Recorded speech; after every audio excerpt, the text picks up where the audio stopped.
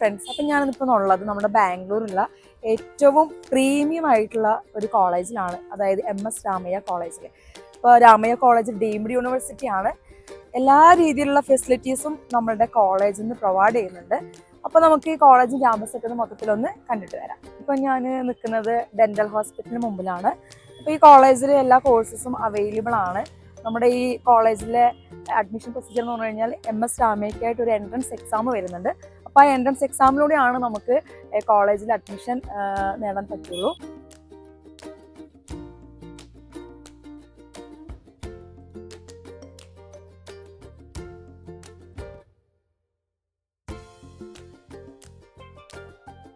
നമ്മുടെ ഇന്ത്യയിൽ തന്നെ ഏറ്റവും one of the best private യൂണിവേഴ്സിറ്റികൾ ഒന്നാണ് നമ്മളുടെ രാമയ്യ യൂണിവേഴ്സിറ്റി. NIRF റാങ്കിങ് വരുന്നത് 25 കേട്ടോ. നിങ്ങൾക്ക് ഗൂഗിളൊക്കെ ചെയ്ത് നോക്കി അറിയാൻ പറ്റും.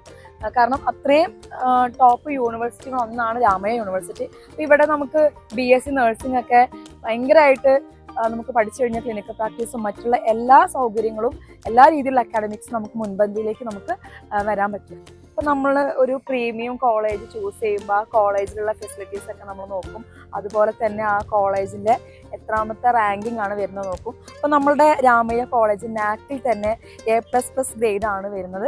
അതുപോലെ നേരത്തെ പറഞ്ഞ പോലെ റാങ്കിങ്ങിൻ്റെ കാര്യത്തിൽ 25th റാങ്കിങ് ആണ് നമ്മുടെ ഇന്ത്യയിൽ നമ്മുടെ രാമയ്യ യൂണിവേഴ്സിറ്റിക്ക് വരുന്നത്. അപ്പോൾ ഈ കോളേജിൽ MBBS, അതുപോലെ ഫാർമസി കോഴ്സ്, അതുപോലെ നമുക്ക് BPT, അതുപോലെ അലൈഡ് ഹെൽത്ത് സയൻസ് വരുന്ന എല്ലാ കോഴ്സസും നമ്മുടെ കോളേജിൽ അവൈലബിൾ ആണ്. 1000 ബെഡ് ഹോസ്പിറ്റലാണ് വരുന്നത്, മെഡിക്കൽ കോളേജാണ്.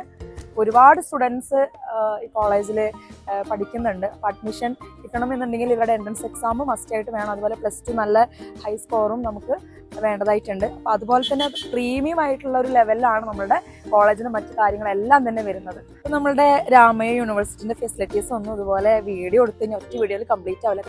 ക്യാമ്പസ് അങ്ങനെ കിടക്കുകയാണ്. എല്ലാ രീതിയിലുള്ള ഫെസിലിറ്റീസും, ലാബ് ഫെസിലിറ്റീസ് ആണെങ്കിലും ഇപ്പോൾ ഹോസ്പിറ്റലാണെങ്കിലും ക്ലാസ് റൂംസ് ആണെങ്കിലും ഹൈടെക് ക്ലാസ് റൂം, എല്ലാ രീതിയിലുള്ള ഫെസിലിറ്റീസും കാര്യങ്ങളും ഉണ്ട്.